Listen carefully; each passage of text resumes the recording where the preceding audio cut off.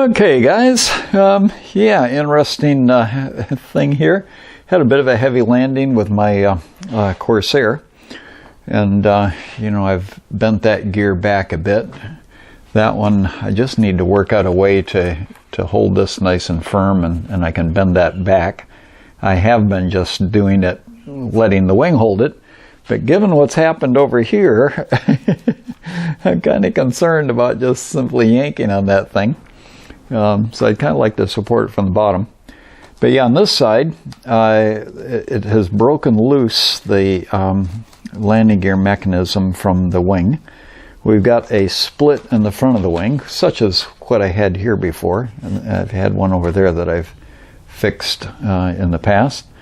But anyway, nonetheless, you know, this wing, there's no support through here, no rod to go through the wing to hold it. You know, you got the inverted gull wing thing happening. But anyway, I've removed the foam bits from here and here. This one was pretty well broken loose, and so I can see what I've got there, and I can see that there's looks like a bit of plastic here that's broken, or at least separated. That whole thing is separated from the wing.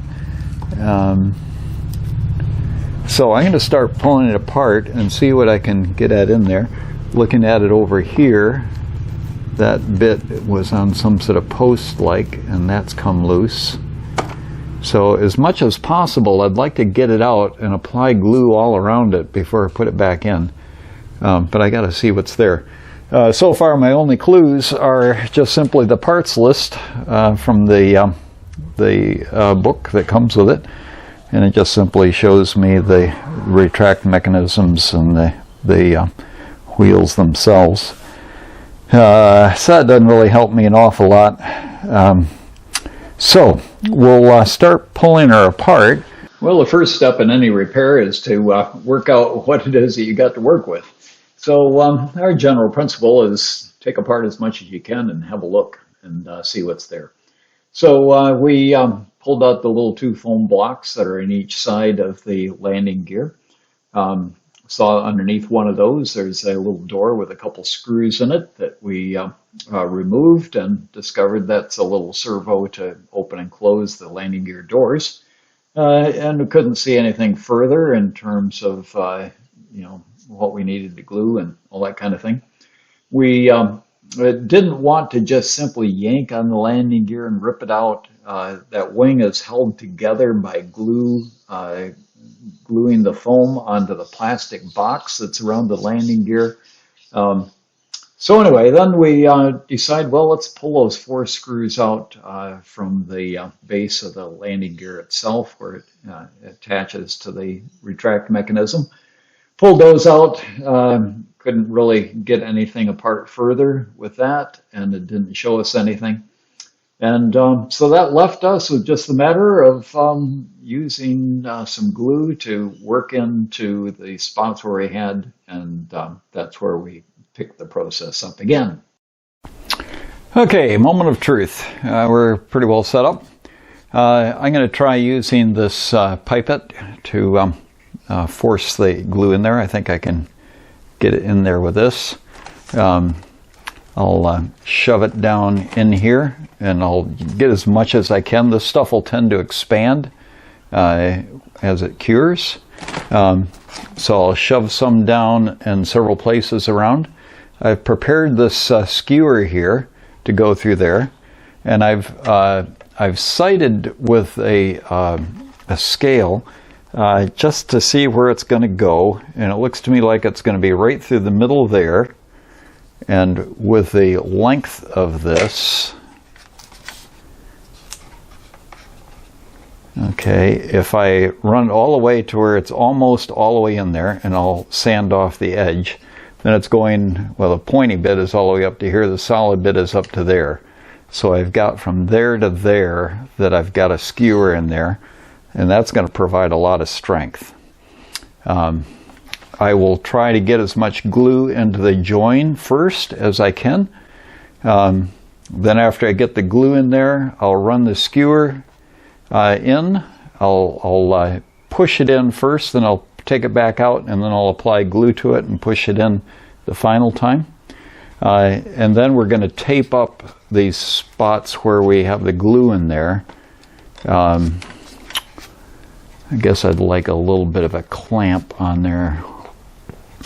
Okay. Clamping this type of thing is a challenge in that you don't want to dent the airplane. So, you know, most of my clamps are going to push too hard on it. But if I had something to distribute the weight, yeah, so I'll have a look for a clamp and we'll get back to it. Okay, what I'm going to do for clamping is I've got this El Cheapo clamp.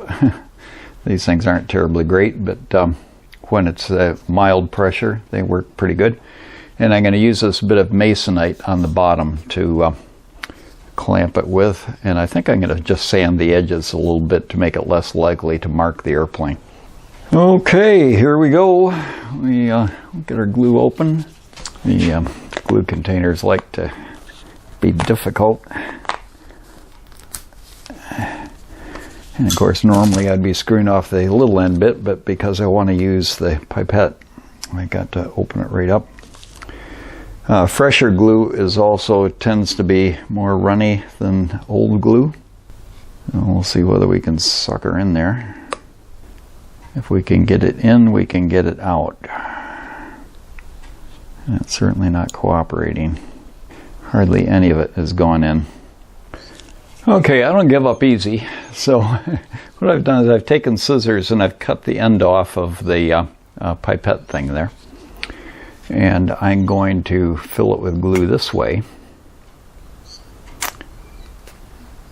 And it might be that if you got a new container of glue, it might be run enough to suck it in there.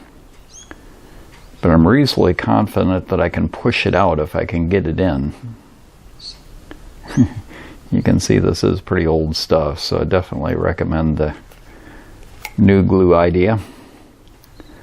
We'll just see whether this works. You can see why I didn't want to suck in there. Boy, I'm really squeezing that hard. It's taking a long time to get it out. Okay, I'm thinking that's plenty.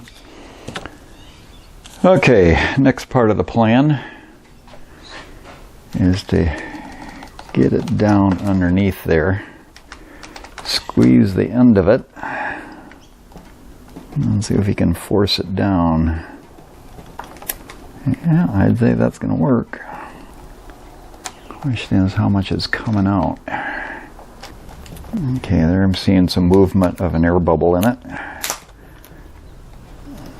Okay, that basically emptied that out underneath the thing. Okay.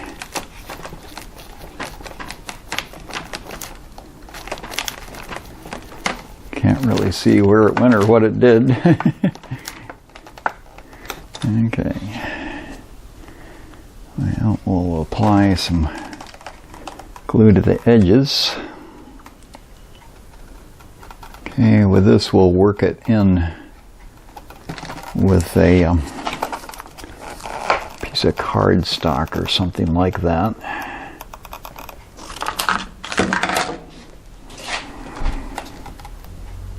This Gorilla Glue is absolutely fantastic for filling in gaps. So if we get any of it in there, it's going to tend to push around and fill in the spots that it's needed.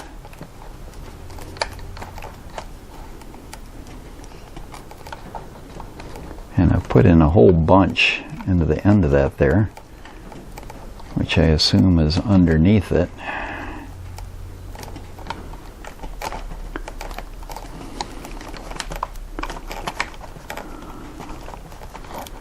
Okay, so we work that in there nicely.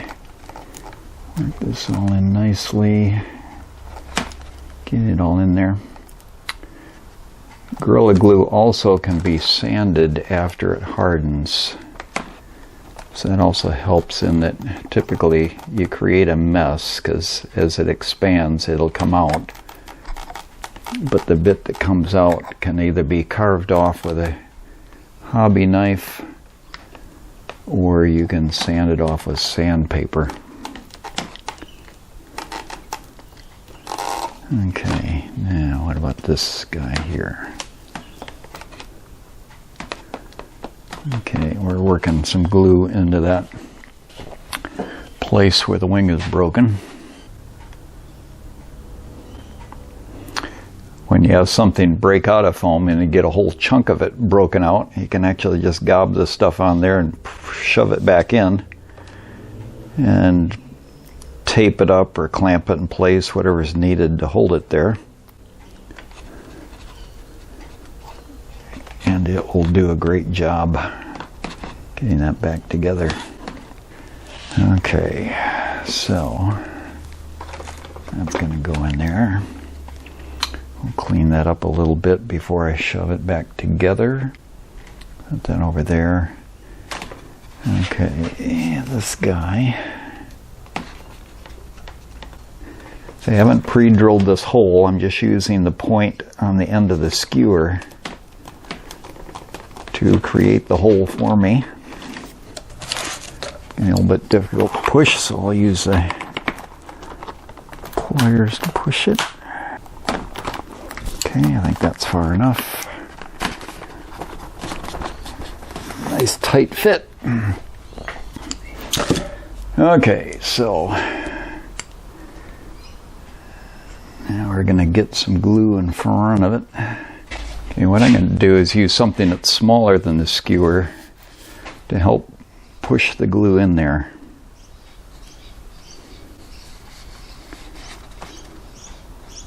Just trying to make sure that we got plenty of glue all along the length of what we're working with.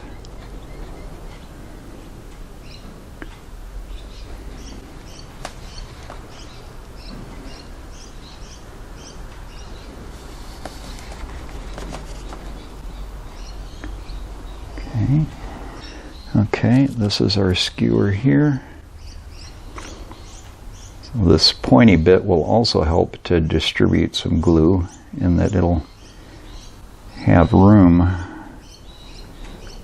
as it goes through until it gets to the end. But we're going to coat the whole thing all the way up to the end bit here. Okay.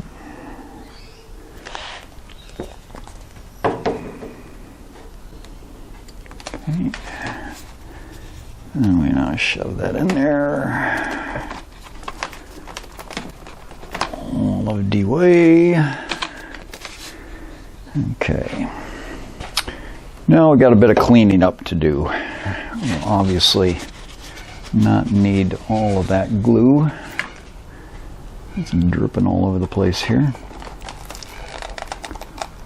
I'll show a little bit more in there. It's not going to hurt anything. Who knows what's down in there. Okay. Yeah, I think that's going to be good. Okay, so yeah, we'll clean up some of the obvious bits. Then we're going to put tape over it. The adhesive on the tape will tend to act as a bit of separator to allow you to get it off, but if it does get into the tape, well, you sand the tape off and you might have some painting to do afterwards. But we want a repair that's solid, so that's why we're doing it this way. Okay, so we're going to put some tape over that, recognizing it's not going to totally hold it down, but it'll help. And part of the idea with the tape is that you want to force the glue to go down into the places where you want it. And anything that is out here, given the viscosity of that glue, anything that sort of hinders it is going to help push it the other way.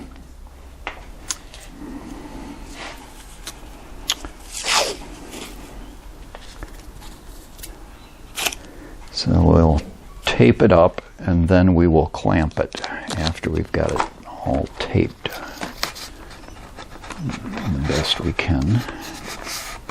What's really nice is when you can actually get the tape pulled on two sides. And we can't, with this one, we can't really even get at the spot that we actually want to control it anyway. But it's not going to do any harm to try. Okay. So, yeah, I do want this taped around that join there, where it comes together. And I'll even add a little bit going right around.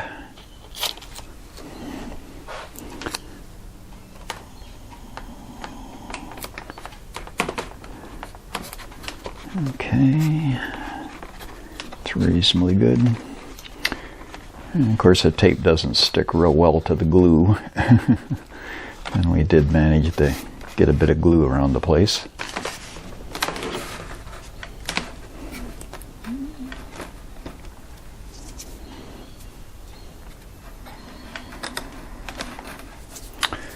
Okay, now for our clamp.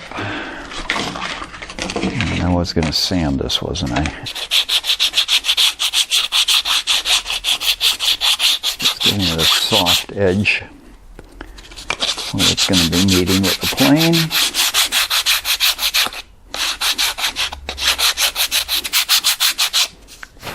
And we will be clamping it up on this end, so that end is just sort of floating in the breeze. Okay, so let me put that underneath, get our clamp on there. Okay. Yeah, I think that's got that clamped in place pretty good. Can't really do anything for clamping from the sides, or just depending on that glue to expand in those areas. And we've done our best to try and control it to keep from coming out through there. We'll have some that comes out around the skewer, but I have to sand off the skewer anyway, the part that's sticking out. And I reckon that's going to be a nice solid join. Okay. Okay, we now got this other landing gear here, which we need to straighten.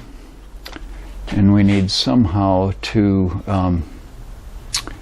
hold it while we pull on it. And since I can't get it out easily, that's going to be a challenge. I mean, I can just put my fingers down there. But, okay, something to hold it that way. And I'm bending it above that.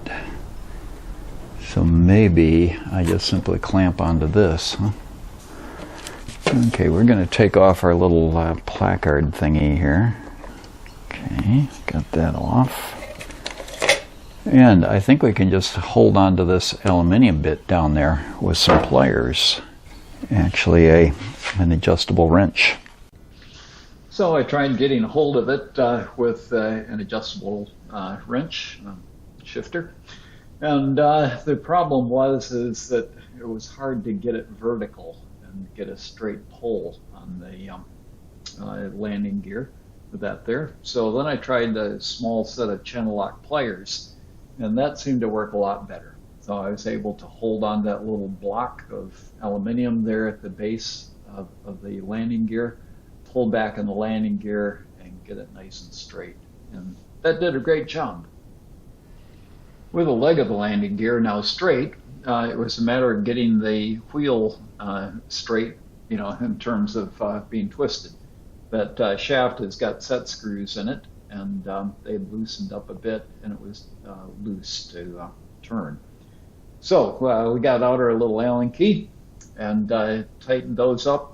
Had to sight down. I measured out from the fuselage to the landing gear, and then at the tail I measured out how far the same distance was there, so that I could sight along and make sure that I had it dead straight. Okay, let's see what size thing we got there.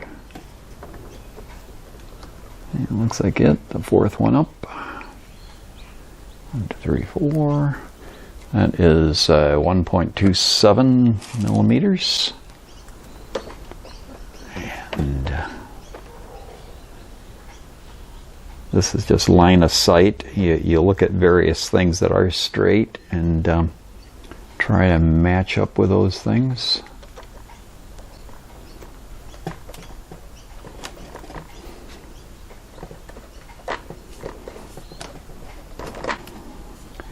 And basically just snug them all up. Looks like there's one back here. Yeah, there goes my clamp. And we have one up there. It's just a hole, I think. Okay, that feels like that's got that straight, and we'll get our clamp back on.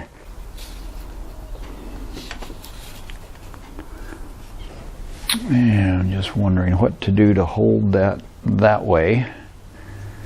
Got flaps back there. Okay. I use sticky tape for all kinds of things. In this case, otherwise known as masking tape. Sticky tape, all-purpose Australian expression for anything that's sticks things on, as in tape. So what I'm going to do is I'm going to just run some tape across that thing. Try to avoid decals. Okay, so I got that stuck on there nicely. And I'll just bring it up someplace where I can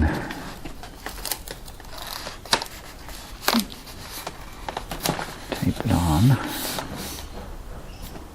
Just trying to keep that thing from pulling back this way. I think I'll run another one across that way. Well, we'll see if that holds it in place. So after that glue dries, we will see how it looks, and we'll clean it up. Might have a little bit of painting to do, but essentially I think we're in pretty good shape. Well, this is now the next day. Clamp has managed to stay on there, so our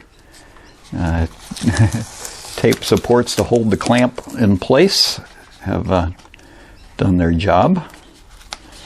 That's assuming that it wouldn't have stayed in place had I not put that there. Who knows? So I get these off. Then with this tape, you like to avoid stickers. And on some planes, even the paint will tend to come off with the tape. So I kind of want to have good quality tape that remains stuck and yet doesn't stick so hard that it pulls everything off. So far it looks like we're good. It's more likely to be a problem if there's damage in the area where the paint is loose. Okay, so get our clamp off. It's feeling nice and solid. And there's an example, a little bit of paint from a damaged area coming off. And of course here we've got our glue that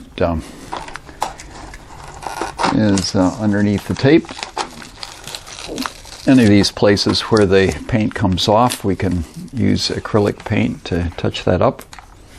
The trick there is coming up with a match of the color, which I deal with in another video. Basically what you need as far as matching colors is a daughter who is an artist that really has an eye for color and a real sense of what you need to do to modify it to make it what you wanted it to be. Okay, and our little stick that we used on the clamp has managed to glue itself on the bottom or top. Okay, this is where our skewer came out. It's all around there. So it looks like it's filled in nicely around the edges of that. So we got this off, just took a tiny little bit of paint with it. And it all looks fine. And it'll touch up nicely. You expecting an old warbird to have some battle scars? So just a tiny bit of glue there to sand up and touch up some paint there. And then on this side we'll put the screws in to do a little bit of sanding. So looks to me like a great job. Okay, so these foam bits we need to put back into place. They're not structural, so I'll just tack them in place with a bit of glue. This is an interesting one here, and then it has a hole, and there is a spot for something down there, as if that was supposed to be attached to the screw, which isn't there. This one is just a plain hole, no screw or anything.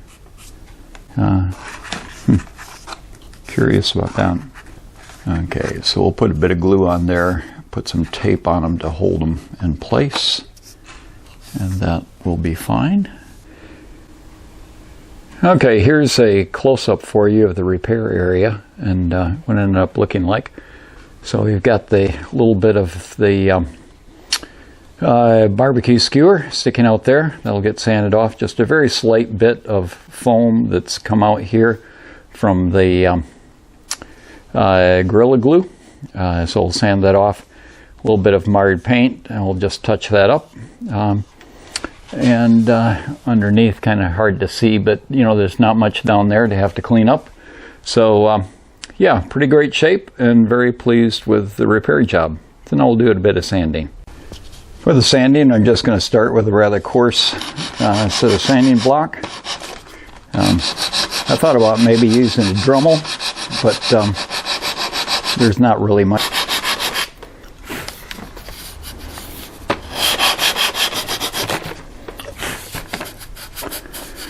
So you sort of feel with your finger, you can see it's down there pretty close. Recognizing as well that this is a well-weathered aircraft, and it doesn't take artificial weathering to make it weathered. You can have real weathering to make it weathered.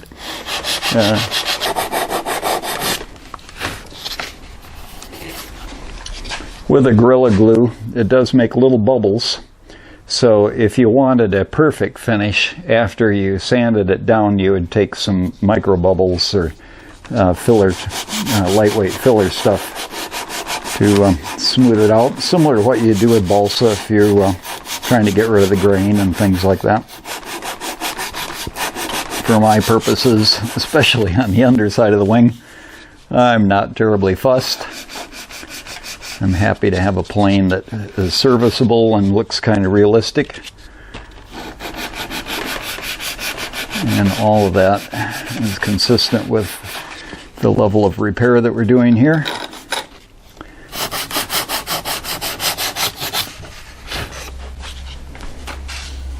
Okay, quite happy with that. And so you got a bit of a crack across this panel here. Of course, it's non-structural. I don't think I'll worry about it.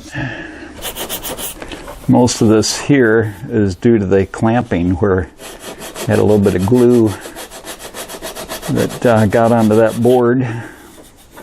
There's a little piece of masonite that I put in here. But most of this is just a cosmetic thing with some of the paint having come off. Where the little crack was through here, that's all pretty good.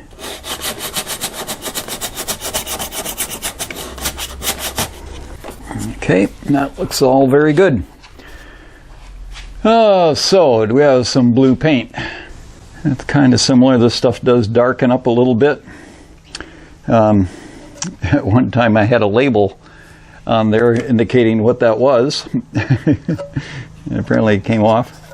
This is, I put a little dab on there to show the final color, and it's pretty close. When you do mix up paint, it's good to put some in a jar and have it available for when you need it. So if you're like me, planes will need a touch up from time to time. Okay, I'm going to use that brush.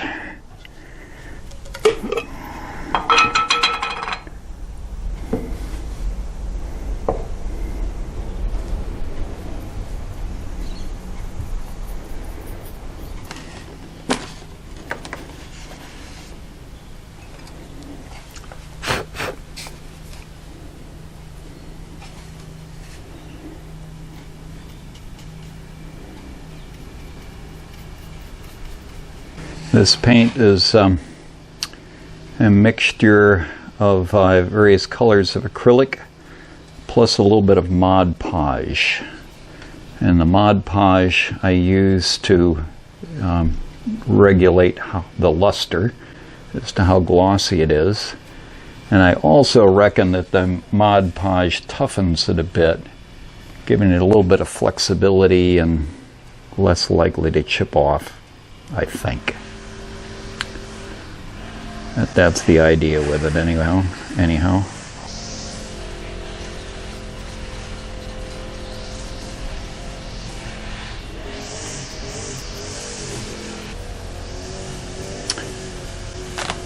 Okay, so that all looks pretty good to me.